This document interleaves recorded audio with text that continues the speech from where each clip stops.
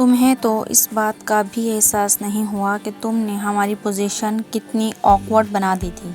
اگر تمہارے اس طرح غائب ہونے کا پتہ چل جاتا تو ہماری کتنی بے عزتی ہوتی۔ اس کا احساس تھا تمہیں؟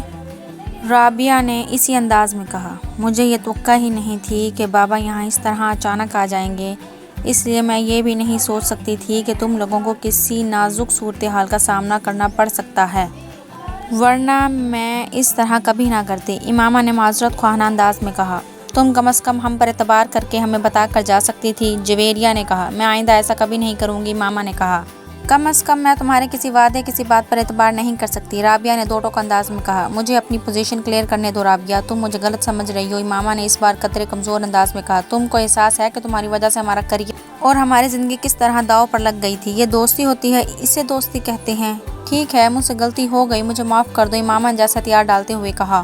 جب تک تم یہ نہیں بتاؤ گی کہ تم کہاں غائب ہو گئی تھی، میں تمہاری کوئی معذرت قبول نہیں کروں گی، رابعہ نے دو ٹوک انداز میں کہا۔ امامہ کچھ دیر اسے دیکھتی رہی، پھر اس نے کہا، میں صبیحہ کے گھر چلی گئی تھی۔ جویریہ اور رابعہ نے حیرانی سے ایک دوسرے کو دیکھا۔ کون؟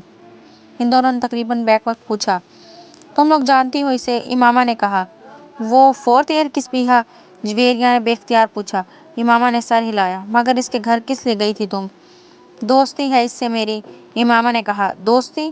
کیسی دوستی؟ 4 دن کی سلام دعا ہے تمہارے ساتھ اس کی، اور میرا خیال ہے تم تو اسے اچھی طرح جانتی بھی نہیں ہو، پھر اس کے گھر رہنے کے لیے کیوں چل پڑی؟